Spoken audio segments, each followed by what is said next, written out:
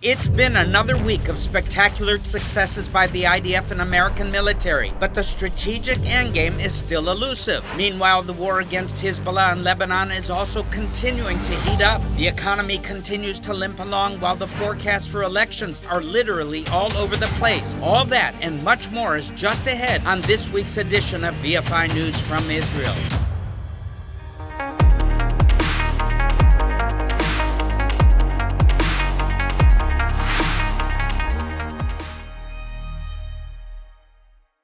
Well, friends, as I've said in the introduction, the IDF and the US military have been pounding away at the IRGC and what's left of the Iranian military for 4 weeks now, and it will continue. And they've racked up some very impressive tactical achievements. Most of the launchers that the IRGC uses to fire ballistic missiles at Israel and its Arab neighbors have been put out of action, meaning the volume of fire that the IRGC can put up has been substantially decreased.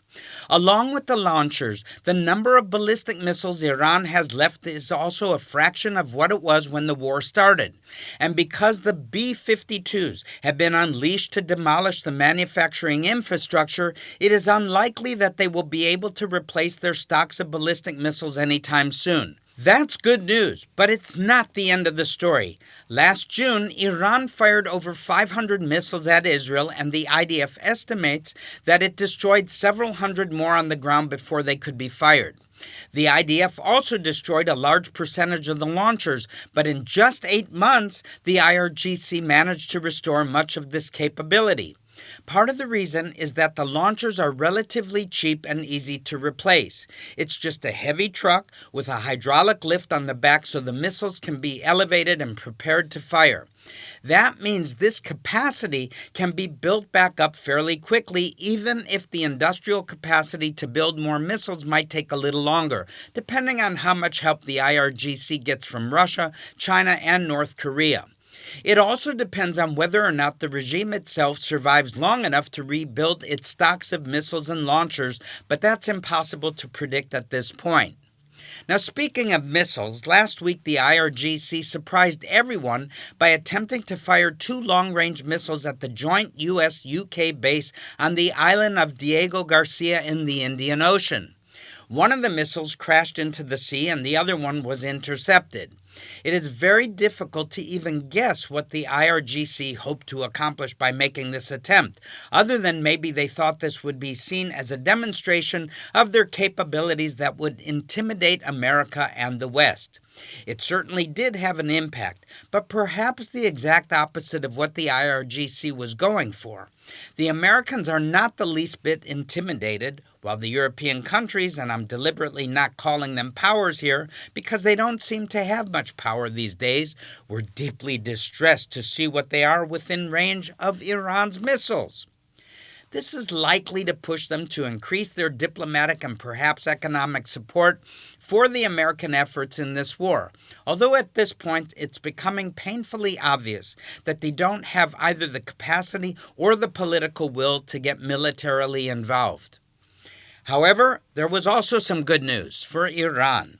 To start with, the USS Gerald R. Ford aircraft carrier was forced to withdraw temporarily from the campaign and put into port at a U.S. Navy forward operating base on the island of Crete. The crew has been at sea for over 10 months and they needed a break. Maintenance on the ship's systems, much of which can only be done in port, had also been delayed and problems were beginning to add up. Hopefully this ship will be back in action soon because this war is not over yet by any means. That's because although Iran has taken a severe beating and lost many of their leaders' weapons, equipment, and many other assets, the regime is still not ready to surrender. This should come as no surprise to anyone, as this is an ideological regime that is very comparable to the Nazi regime which ruled Germany from 1933 to 1945. They are, as we would say, true believers who don't fight for money or even pride, but for their God, their demonic forces. They honestly, sincerely believe that their victory is divinely ordained and thus inevitable as long as they don't quit. We shouldn't be surprised that this is happening because we've seen it before, friends. Now, looking back on it, every historian of the Second World War will tell you that from the moment of the first Allied landing craft that hit the beaches of Normandy on June 6, 1944, there was no longer any chance for Nazi Germany to win the war. But most of the casualties the Western Allies sustained in World War II happened in the next 10 months until Germany surrendered. You can also look at the war against Japan in the Pacific, which featured fanatical resistance, including suicidal banzai charges and kamikaze attacks that were strategically and even tactically useless. The Nazi and Japanese generals knew they had already lost the war, but they continued ordering their soldiers to try and stop the inevitable advance of the Allies, and those soldiers continued to obey these orders, even though many of them must have known it was pointless. Ideological regimes don't surrender just because that's the only logical thing to do. They're not interested in logic. They're only interested in obeying the commands of what they believe to be a higher authority. They believe their eternal destiny depends on it, and they're ready to suffer tremendously in this life in order to attain a better position in the afterlife.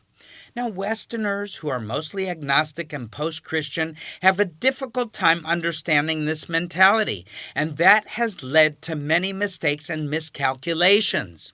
Now, I could say a lot more about that, but for now it's enough for you to understand that although the obvious thing for the regime to do is surrender and to try and salvage something for the future, that is very unlikely to happen. It might be more likely that as soon as the kinetic phase of this war ends, the people of Iran will rise up and take their country back from this evil and tyrannical regime which hijacked it in 1979.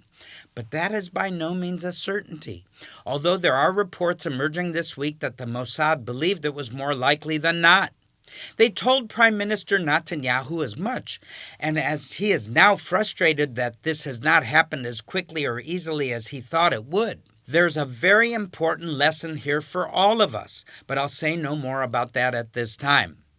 That's because the Iranian regime has found a card to play in this game that might allow them to claim some kind of victory over America and Israel in this war, despite having lost most of the military capacity they spent decades and tens of billions of dollars building up. I am, of course, talking about their effective closure of the Strait of Hormuz to maritime traffic. This has had a dramatic effect on the global cost of oil and natural gas, and that has in turn led to a dramatic increase in the cost of living for hundreds of millions of people. Many of the people who are being hit the hardest by these cost of living increases live in Western countries, including the United States. So the Ayatollah regime has calculated that ordinary people living in Western countries are unwilling to bear this burden, and they'll put pressure on their elected officials to prematurely end this war before it results in the regime losing its grip on power.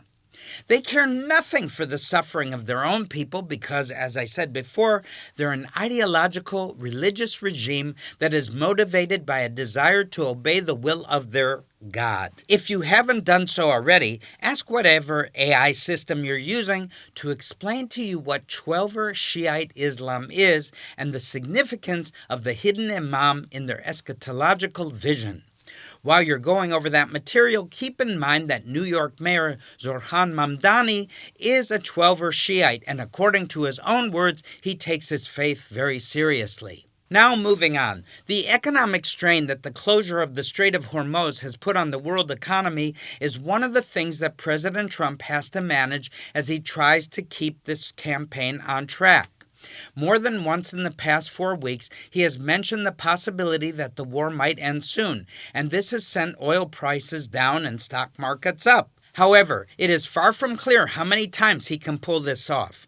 He's obviously buying time for the IDF and US military to destroy all the targets on their list, and we'll just have to see what breaks first, the regime or the patience of the American voters. Now, on that note, it's also important to point out that Iran's neighbors in the Middle East, including Saudi Arabia, the United Arab Emirates, Qatar, Kuwait, Bahrain, Iraq, and even Oman, have all been targeted by Iran in this war. These attacks have caused casualties and extensive damage, including to energy production and transportation infrastructure. Qatar has estimated to have lost 17% of their liquefied natural gas export capacity, and it will take at least 5 years to restore it. Now, that's going to cost Qatar around $20 billion, and that's not chicken feed. The Ayatollahs apparently thought that if they hit these countries, their governments would turn to the U.S. and demand that the war stop, but the exact opposite has happened. Just as with their launch of long-range missiles at Diego Garcia, the attacks on their Arab neighbors has led Iran's neighbors to become even more determined to see this regime removed. They're not intimidated, they're outraged, and they're pushing America and Israel to finish the job.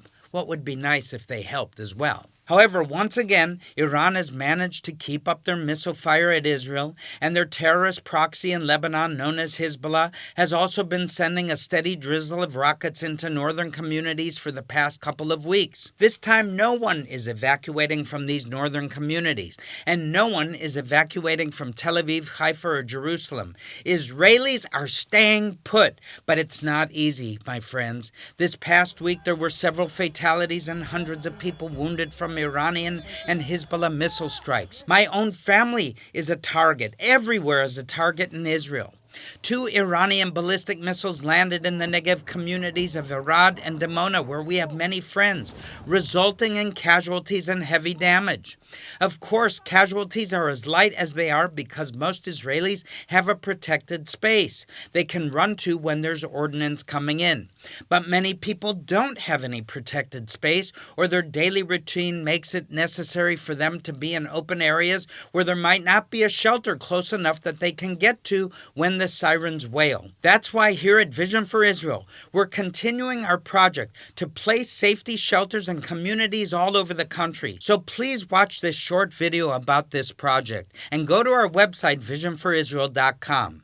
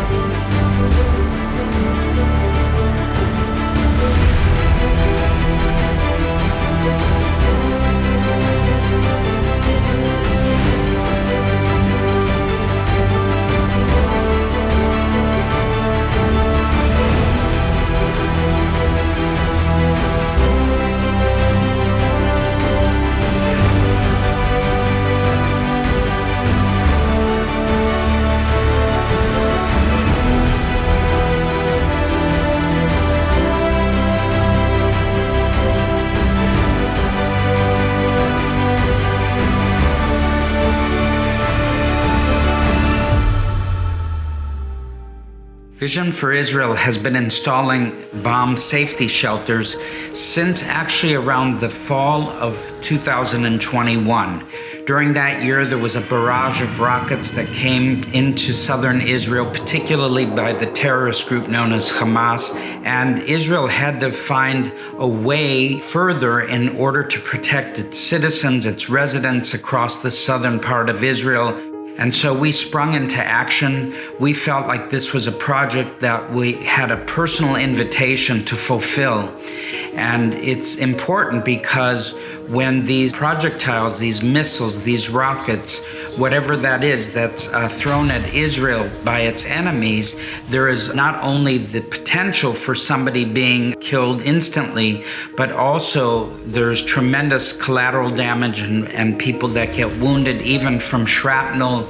And so if you place a safety shelter at a bus stop, or in front of a high school or community center or a kindergarten or any kind of facility that's publicly accessible, the people can run into these shelters. The children can run and find safety in them and be protected from a rocket that lands and shrapnel is scattered, which could be mortally wounding people. So it gives not only a physical protection of security, but also an emotional sense of security that having a shelter that you can run to in the street, outside of a store, somewhere publicly accessible, not just in someone's home, but out in the open, gives a sense of security. And I always believe that it's important for us to refer to Scripture. And Psalm 91, the whole chapter talks about God providing us a shelter. And we have seen amazing deliverances from enemy rockets as a result. And now we've installed over 400 shelters across the southern and northern borders of Israel. And they weigh 30,000 kilos each, or that's 30 tons. And it's a lot of weight on rebar and concrete that's been specially mixed, and also with a special metal ramp that allows physically impaired people to be able to come up in a walker or a wheelchair on a moment's notice. In many of these areas, residents don't have any longer than between 5 seconds to maximum 45 seconds to get into a shelter to be protected. Now, it's important for you to know that running to safety shelters several times a day is no fun, but it's not the only way that Israelis are suffering in this war. The economy has taken a massive hit, especially in the tourism sector. This week, Ben Gurion International Airport was ordered by the government to cut the number of daily flights and is now operating at around 5% of its usual capacity. Can you believe that? I have a hard time believing that this allows the airport to even be profitable, never mind the airlines that are continuing to fly in and out of the country. Also, like everyone else, Israelis are paying higher prices at the gas pump, the grocery store, and everywhere in between. Taxes are almost guaranteed to go up in the coming years because this war is costing the government an enormous amount of money. All those reservists who are being mobilized need to be paid, fed, transported, and equipped, and that costs money. When the war finally ends, medical care and psychological treatments for wounded veterans, PTSD, is going to continue costing the government money for many years. Furthermore, the IDF is going to have to replace a lot of equipment, reorganize military units, replenish the stocks of ammunition that have been expended, etc. This is going to mean that other services the government provides, including education and healthcare, are all going to have to be cut. Israelis know all this, but it's not putting a dent in the public's determination to see this thing through to the end. On the other hand, everyone is definitely ready for it to be over, for all kinds of reasons. Although casualties have been light compared to what could have been, there has been extensive property damage, and those who have lost their homes, been wounded, businesses, vehicles, and so on are all trying to cope as best as they can. But even for those who haven't been hit directly, there is a collective trauma and hardship that we all feel. This is partly because places everyone feels an emotional connection to have been hit, including the old city of Jerusalem. Can you believe it? Debris from an intercepted missile landed near the Temple Mount this past week, as well as right next to the Church of the Holy Sepulchre. Now, those places mean a lot to Jews and to Muslims and to Christians. Now, in a separate incident, a piece of debris impacted on a sidewalk in the Christian quarter that is part of the route to the Western Wall Plaza. Now, I have personally walked on that piece of sidewalk many times, and maybe you have too. So seeing Jerusalem get hit like that has made this war personal for hundreds of millions of believers all over the world, especially here in Israel. Furthermore, school has been out for almost 4 weeks now, including my own grandchildren. The first few days of the war coincided with the Purim holiday, so the kids would have been home from school anyways for a couple of days. Now, this has gone on so long that the kids are coming up to their Passover break from school, so we'll have to see how much more of the home stretch before the summer break will manage to get in this time. Last June, during the 12-day war, the kids were also out of school for the last few weeks of school and came back to class just in time to take a few tests, have a few end-of-the-year parties, and then head out the door. It has not been easy by any means for these kids, for my daughter-in-law, my son, or parents all over Israel. But of course, with distance learning over Zoom, it's not catastrophic, although we won't know much for many years just how much of an impact it is having on their education. For some families, it's more difficult because one or more person has been mobilized for reserve duty in the IDF. Almost 400,000 reservists have been called up in the last few weeks, with many of them sent to the northern border to hold the line against Hezbollah attacks. A large ground incursion into Lebanon to finish Hezbollah off once and for all is likely as soon as the war with Iran has concluded. The ground forces can advance now, but it would be better for them to have air support, and the Air Force is currently very busy. In the meantime, the IDF believes there is little risk of a ground attack into Israel by Hezbollah, and the threat from rockets and drones is considered to be manageable. But that doesn't mean it's easy. But Hezbollah rockets are far from being the only thing residents of the Galilee need to worry about.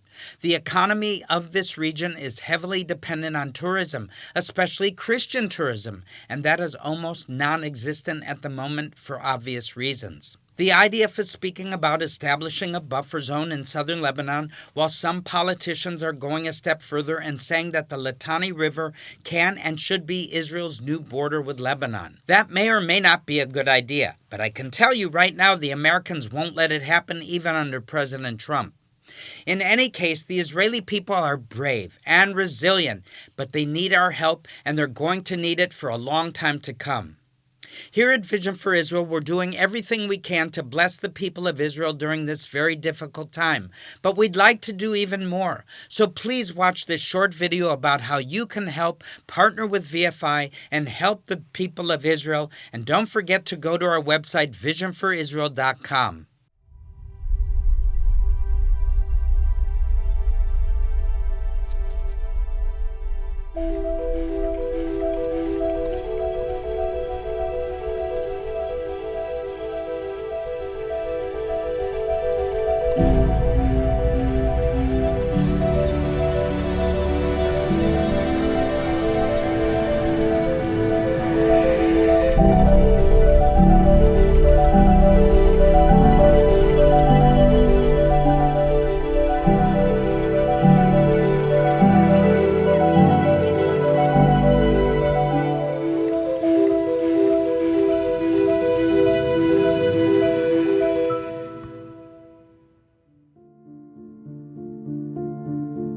We all know that since October 7th, 2023, Israel has faced really tremendous challenges, not only because of the death and destruction that happened along the southern border of Israel in many of our communities, but also across the northern border, to where at one point we had over 100,000 Israeli residents and citizens, both Jews and Arabs alike, who had to evacuate their homes.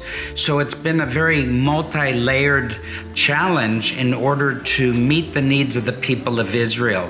And that's where Vision for Israel has come to the forefront, networking together across the country with as many others as possible in order to meet the needs of people. And this is all from both security concerns to safety concerns to welfare concerns to even to the children who have lost their education and schooling.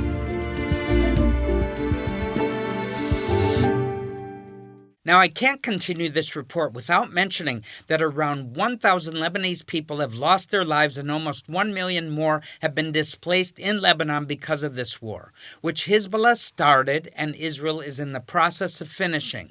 Some of these people are active Hezbollah combatants or perhaps supporters, but most of them are just ordinary people who have little or no control over what's happening in their country. So please join me in praying for these people and also the ordinary people in Iran who have suffered for so long and whose biggest challenges might still be ahead of them. I especially want to appeal to all of you to pray for the underground churches in Iran, in Lebanon, in Kurdistan, and elsewhere in these countries, and for the thousands of those of the household of faith here in Israel as well. We've also suffered losses along with the rest of our fellow Israelis, and will likely suffer more before this war is over. Speaking of which, I need to switch to commentary mode briefly and tell you that despite what has been reported about contacts between the Trump administration and whoever is in charge in Iran and the possibility of a ceasefire, it is very premature to talk about that. There are mixed signals being given by political leaders on all sides of this conflict, and candidly, I think that's not by accident. I think they're all trying to fake each other out. In President Trump's case, he's also trying to fake out the financial markets, trying to keep the price of oil manageable by making statements meant to calm investors and algorithms long enough for the military to finish their part of the plan. That may or may not work, but in any case, I think we should pay less attention to what political leaders are saying and more attention to what we can see happening on the kinetic battlefield. The IDF says it needs another 2 weeks to hit all the targets they want to destroy in order to be satisfied that the regime is no longer a threat to us. Now, I'm sure the American military has many more targets they'd like to destroy before they're satisfied that they won't have to come back and do this all over again in a few more years or a few more months, or maybe less. The clock is ticking. Tick, tick, tick, and more countries around the world are feeling the economic stress that an energy supply interruption always causes. Most analysts believe this is the most severe such shock since World War II, and I probably don't have to tell you that folks nowadays are not nearly as willing to sacrifice their comfort and convenience for the common good as they were back then. Now, we're almost out of time for this week's report, so I'll just quickly go over a few highlights in the short time we have left. As regular viewers know, I like to end these reports with some good news, and this week there are a few different pieces of good news to end with. Circling back to Iran, although there is a continued internet blackout there, reports have trickled out that offer some hope for the downfall of the regime. Israeli intelligence penetration of the IRGC and the government more broadly appears to be very deep. Small drones, almost certainly operated by the Mossad, continue to fly above Tehran and other cities to dive down and blow up checkpoints manned by the besieged militia, offering hope to Iranian citizens that these thugs can be overcome. Furthermore, whether due to actions by the Mossad or not, tensions between different armed forces seem to be increasing. There are reports of confrontations between besieged units and the traffic police, can you believe it? As well as between the IRGC and the regular army. It's difficult to know how widespread these confrontations are, but many analysts have said that this is exactly what always happens at the beginning of the process of collapse for a totalitarian regime. It is also worth noting that most analysts agree that the regime has around 1 million armed men in its various security services, and those 1 million guys with guns are keeping the other 89 million people in the country under control. The ordinary people are fed up with the regime, but unless they have weapons to confront these forces, they are unlikely to be able to overcome them. But if some of these armed forces begin to turn on each other, it could move the process forward. So go, guys, get out there and do what needs to be done. Now in Lebanon, the good news is that Israel is not fighting Hezbollah alone. The internationally recognized government of Lebanon is led by some flawed but incredibly brave men who have had enough of Iran's interference in their country, especially its ordering of Hezbollah to drag Lebanon into yet another war with Israel. This week they expelled the Iranian ambassador in Beirut, yay, which is something the governments of some countries which have come under direct missile attack by Iran haven't even done yet. They have also announced that they're ready for direct negotiations with Israel, yay, and strongly hinted that they're ready for at least a cold peace like what Israel has with Egypt and Jordan, which would be an obvious improvement over what we have now. Finally, Israel has received a late-season burst of rain this past week, which might even push us up over the average annual rainfall for this year, and that is very good news. Let the rain fall, and with that, I'm Barry Siegel, and this has been another edition of VFI News from Israel. God bless you and shalom.